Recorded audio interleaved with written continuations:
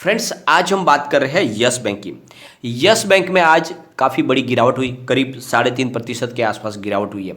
और सबसे बड़ी जो तकलीफ है वो ये है कि इसने 13 के मजबूत सपोर्ट को तोड़ा है।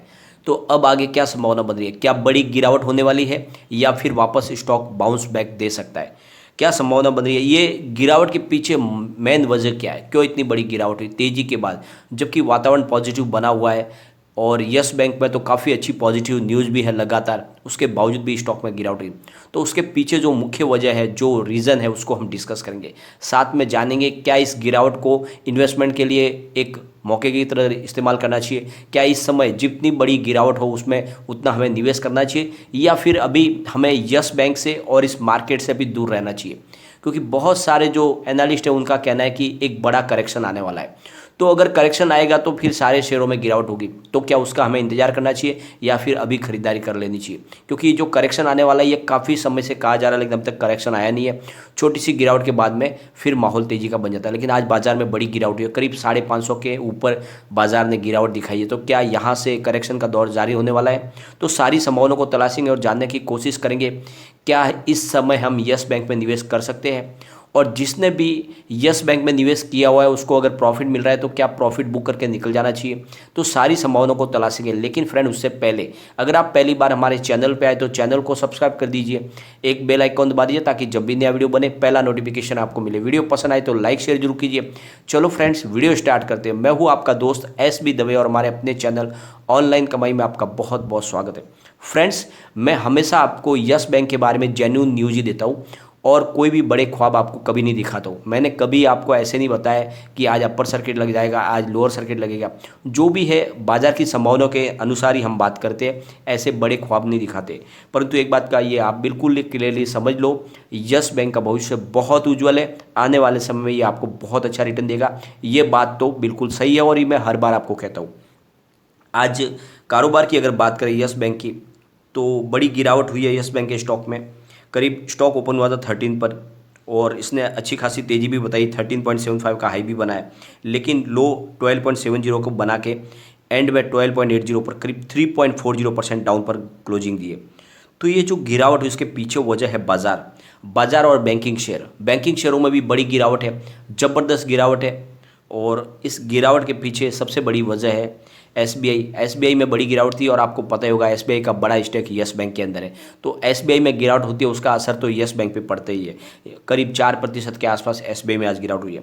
अगर हम आज बाजार की बात करें तो सेंसेक्स करीब आज 58,634 के शुरुआत की थी सेंसेक्स ने, और इसने अच्छा खासा हाई भी बनाया था करीब 59,202 का, लेकिन इसने लो बताया 58,389 का, और अंत में 58,490 पर करीब 0.89% डाउन पर, यानी 524 पॉइंट की गिरावट के साथ में इसने क्लोजिंग दी है। और सबसे बड़ी तकलीफ वाली बात यह है कि जो क्लोजिंग है वो निचले लेवल पर है, यानी अभी भी बाजार में कमजोरी का वातावरण बना हुआ है।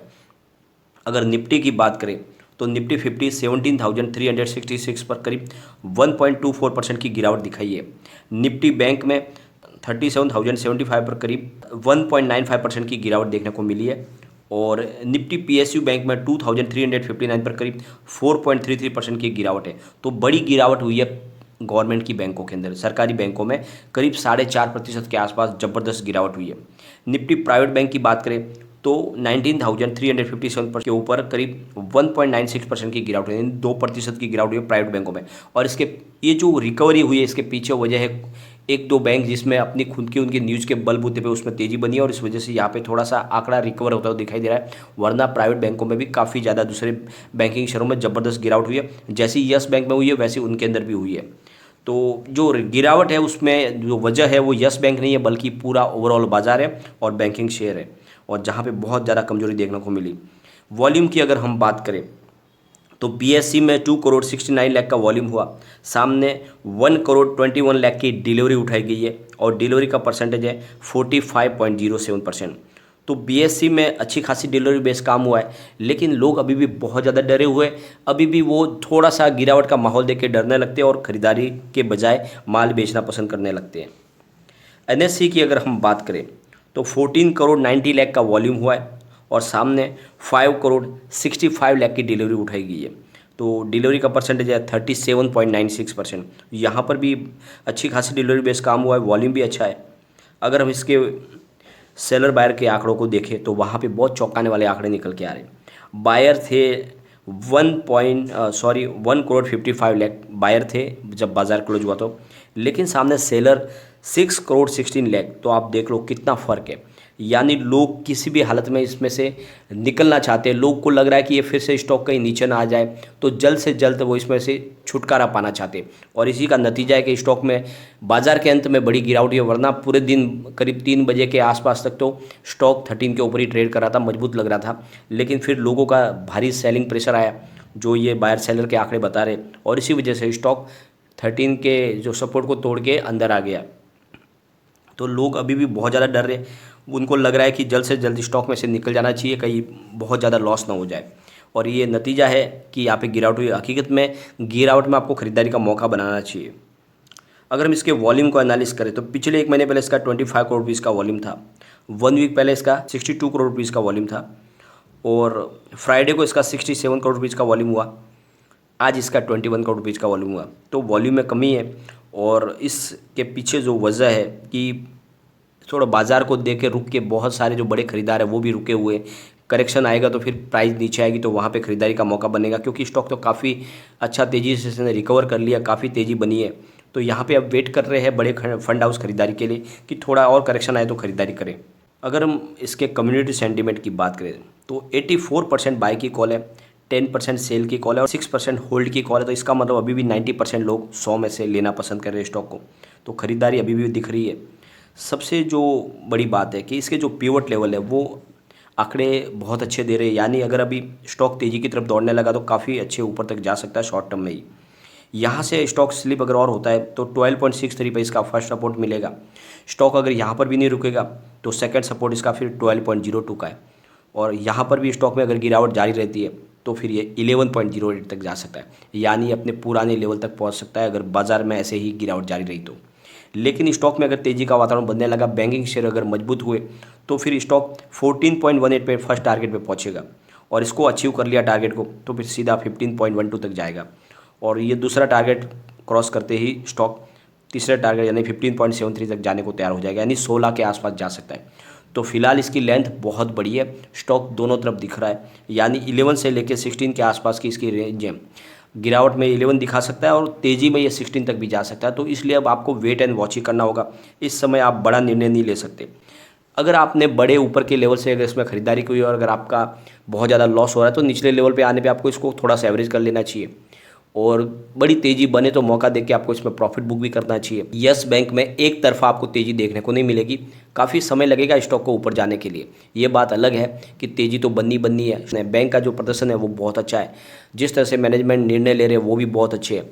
आप देख लो कि जो लेटेस्ट अभी अपडेट भी निकल कर आई है कि जो यस बैंक का जो मैनेजमेंट है उन्होंने जो इनकी 27 सितंबर को जो मीटिंग होने वाली थी एजीएम, उसको डिले करने की अपनी तरफ से मंशा जाहिर किया कि वो 27 सितंबर को एजीएम नहीं कर पाएंगे। और उसके पीछे वजह है जो निर्णय लिया गया है यस बैंक की तरफ से। यस बैंक ने पूरे बोर्ड मेंबर को चेंज करने की बात कही है, और उनका कहना है कि इस निर्णय को हमें स्टडी करने के लिए, इसके ऊपर क्या विचार करना है, तो उसके लिए हमें समय चाहिए, और इसलिए हम ये एजीएम अब नहीं कर पाएंगे, तो उसको हमें थोड़ा डिले करना होगा।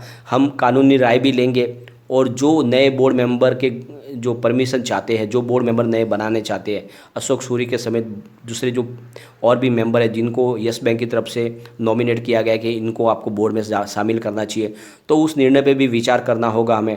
तो इसके लिए डिश टीवी की तरफ से कहा गया है कि हमें इसके लिए समय लेना होगा, और उसके बाद में ही हम एजीएम करेंगे और उसके बाद में निर्णय ले पाएंगे। तो एक तरह से बहुत बड़ी विकट घड़ी आई हुई है फिलहाल डिश टीवी के डायरेक्टरों के लिए, क्योंकि उनको पता है कि जो यस बैंक है वो मजबूत दावेदार है, उसकी 25.63% की हिस्सेदारी, और उनको उनके हिस्सेदारी के अनुरूप उनके बात को आपको रखना ही होगा, क्योंकि यस बैंक पहले ही कह चुका है कि 6% की जिसकी हिस्सेदारी है उनकी बातों को मान के, उनकी वरीयता न दे के हमारी बात को माननी होगी आपको, क्योंकि हमारी हिस्सेदारी 25% की है। और इसीलिए यस बैंक प्रमुख दावेदार के रूप में उभरा है डिश टीवी के लिए। तो आने वाले समय में डिश टीवी के लिए ये जरूरी है कि यस बैंक की बात को रखना ही होगा, और इनकी वजह से यस बैंक की सेहत में आगे और भी सुधार हमें देखने को मिलेगा। तो जैसे गिरावट मिले, आपको गिरावट में खरीदारी का मौका बनता है, खरीदारी करनी चाहिए और लॉन्ग टर्म के नज़रिए के साथ बने रहे। अगर आपका शॉर्ट टर्म का नजरिया है तो समय समय पर प्रॉफिट बुक कर ले, जैसे ही थोड़ा सा प्रॉफिट मिलता है तो। लेकिन फ्रेंड, कोई भी इन्वेस्टमेंट करने से पहले अपने फाइनेंस एडवाइजर से एडवाइज ले ले या अपना खुद का रिसर्च करें, क्योंकि मैंने वीडियो आपके एजुकेशन पर्पज़ के लिए ही बनाया। वीडियो पसंद आए तो लाइक शेयर जरूर कीजिए और चैनल को सब्सक्राइब कर दीजिए। Thank you friend.